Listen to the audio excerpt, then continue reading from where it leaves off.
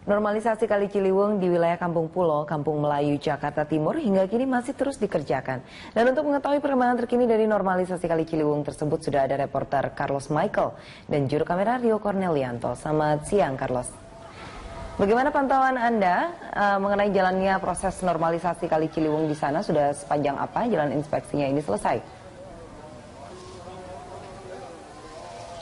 Ya, selamat siang Dias Kaslina. Perkembangan terkini dari kawasan Kampung Pulo, eks pemukiman warga yang ditertibkan pada bulan Agustus lalu, sudah 36% pekerjaan pembangunan turap dan juga jalan inspeksi serta jogging track yang direncanakan oleh pemerintah Provinsi DKI Jakarta.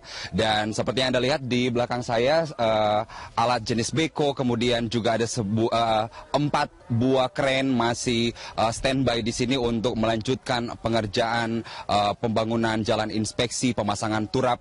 Dan seperti yang saya pernah sampaikan pada 2 bulan yang lalu bahwa rencananya ada 6.000 buah turap yang akan dipasang di sepanjang bantaran Kali Ciliwung untuk proses normalisasi ini. Dan kini baru sepanjang 702 meter, itu hitungan kami tadi di sini. Dan pengerjaan masih dilakukan oleh 20 orang setiap harinya, walaupun hari ini adalah tanggal merah, hari libur nasional, tetapi pengerjaan tetap terus dilakukan untuk dapat menyelesaikan pengerjaan jalan inspeksi mulai dari Kampung Pulo sampai tembus ke Kampung Melayu. Dias. Iya, Carlos Michael, ini sudah menjelang musim penghujan. Apakah antisipasi dari datangnya musim penghujan ini dan apakah target proyek ini bisa dikebut untuk mengalirkan debit air dalam jumlah besar, Carlos?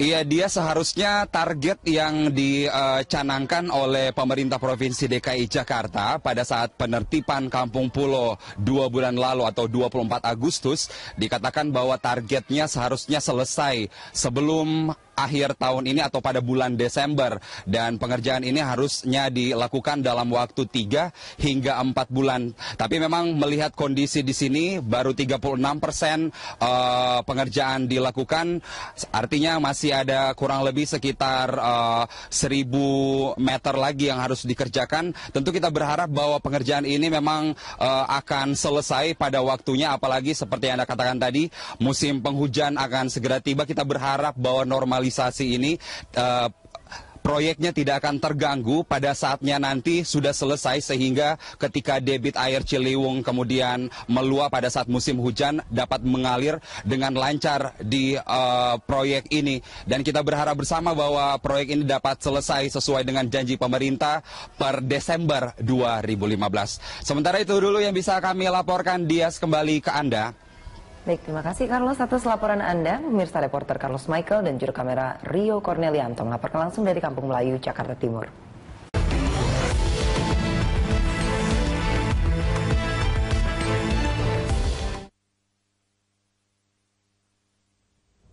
Ya, kembali lagi di Lunch Talk. Kita masih berusaha untuk mengoptimalisasikan pembayaran pajak ya, para wajib pajak. Tapi jangan khawatir, medsos itu tidak di-stalking oleh pemerintah, karena ada kebutuhan memang untuk itu ya. Nah, ke Pak Roni, kalau misalnya melihat ini adalah usaha dari pemerintah untuk terus memompa agar pendapatan pajak negara semakin meningkat. Nah, kalau dilihat dari tadi itu data tersier memang, tapi ada cara lain nggak sih Pak untuk mengoptimalisasikan pendapatan pajak negara? Meskipun itu salah satu cara dengan data tersier itu sudah dilakukan, itu cara yang kecil lah seperti itu. Ya gini Mbak, jadi hitung-hitung sendiri, kan penduduk kita kan kurang lebih 240 juta jiwa. Yang wajib NPWP itu kurang lebih 50%, kurang lebih itu 120 juta jiwa. Tapi yang terdaftar tahun 2014 itu hanya 28 juta jiwa. Yang menyerahkan SPT itu hanya 10 juta jiwa. Jadi ada time lag ya Pak. Jadi yang melaporkan itu nggak ada 10 juta jiwa, 10 juta itu juga belum tentu benar.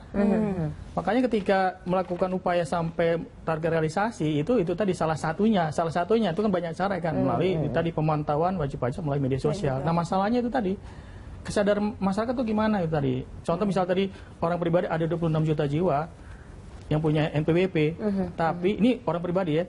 Misalnya yang melaporkan itu 5%, nah sisanya kemana gitu loh? Padahal dia bisa kemana-mana, bisa sering jalan-jalan, punya ini orang pribadi kan. Nah itu tadi salah satu cara itu tadi bagaimana pemerintah menegur. Ya kan? Salah satunya apa? Misal dengan data tersier ada di medsos dan sebagainya itu tadi. Sehingga tadi time lag-nya tadi dari 10 juta SPT yang diserahkan 2014 dengan yang ada sekarang 28 juta NPWP itu tadi kan berarti kan ada 18 juta SPT yang belum dilaporkan. Betul, dia punya NPWP nih, tapi nggak dilaporkan SPT-nya. Nah itu tadi, itu yang dikejar. Dikejar oleh pemerintah, salah satunya melalui media sosial. Itu tadi. Ya, kita sudah ada penelpon juga nih Pak, di Cipayung ada Pak Max. Selamat siang Pak Max. Selamat siang Bu. Ya silakan Pak Max. Boleh langsung ya Bu? Ya silakan. Ya, ini pajak memang sekarang sangat intensif, tapi kita harus lihat ke dalam di pajak itu. Masih ada nggak gayus-gayus berkeliaran?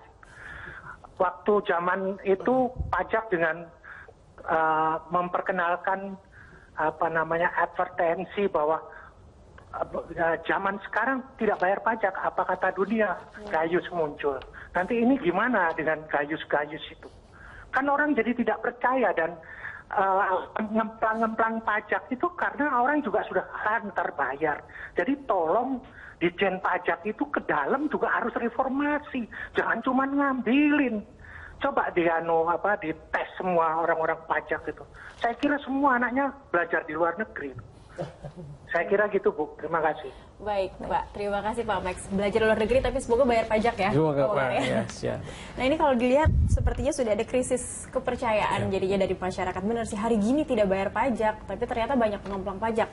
Dan tadi juga masih banyak yang ternyata tidak membayarkan pajak kayak SPT-nya gitu Pak. Nah ini apa yang akan diusahakan oleh Ditjen Pajak untuk mengembalikan kepercayaan masyarakat? Baik.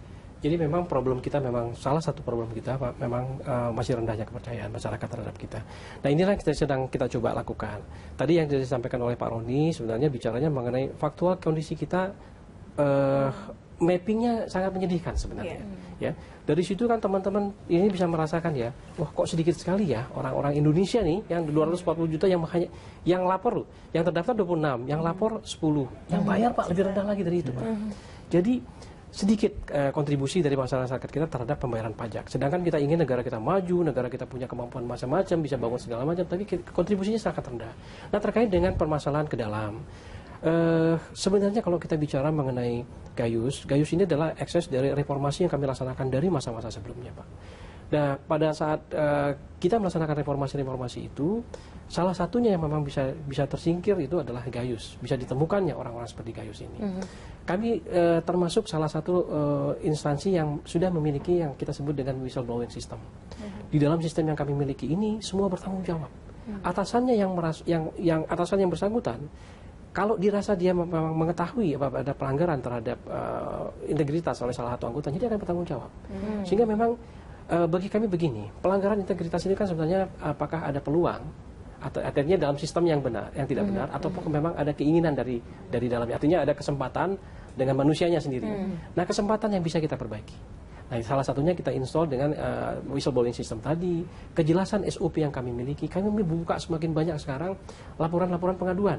Kalian mau lapor kemana aja boleh sekarang, ke KPK langsung silahkan, mau lapor ke presiden pun ada hotline-nya langsung bisa laporkan. Jadi dari sistem sudah kami perbaiki, sudah kita buka, itu bisa sangat jelas terbuka. Nah memang kita butuh bantuan masyarakat. Kalau masih ada yang pelanggar, laporkan. Karena kami ingin juga membersihkan. DJP kan sekarang salah satu yang kami bersyukur alhamdulillah termasuk yang sudah mendapatkan numerasi yang lebih baik. Jadi ini yang kami ingin coba majukan ke depan supaya nanti betul-betul dirasakan oleh seluruh teman-teman di DJP bahwa ini institusi yang harus kami jaga Pak. Mbak ya, karena kalau ini nanti kita hancur, ya apa yang sudah kita nikmati selama ini, ketenangan, penghasilan yang sudah lebih baik itu akan hilang. Jadi perlahan kami mencoba menjadi organisasi yang lebih modern, yang bisa memberikan jaminan kepada para pegawainya, yang juga bisa menjaga antar para pegawainya. Sistem sudah kita siapkan. Nah memang saya nggak bisa jamin ya bahwa tidak akan terjadi lagi. Nah, itu karena ada dua sisi tadi, bahwa mungkin masih ada orang-orang yang memang masih punya keinginan. Tetapi kalau sistemnya sudah kita jaga dengan baik, insya Allah kami yakin akan semakin sedikit peluang. Salah satunya kalau saya bilang, secara personal saya bilang, kasus Gayus terjadi karena sistem yang kami bangun sudah semakin baik, sehingga itu bergeser kasusnya jauh, tidak lagi di Direktorat Jenderal Pajak. Iya, whistleblowing system ini memang efektif ketika ada beberapa orang baik di dalam sistem yang buruk, atau beberapa orang buruk di dalam sistem yang baik gitu kan. Iya. Nah, kita ingin bertanya juga, ini kalau misalnya nanti kita punya bisnis online gitu, itu seperti apa sih Pak gitu? Itu kan otomatis dari bapak-bapak Dirjen Pajak ini bisa melihat juga ya kisaran-kisaran barang-barang yang dijual di situ, kemudian berapa yang pesan dan sebagainya. Ini termasuk dalam pengawasan atau enggak ini?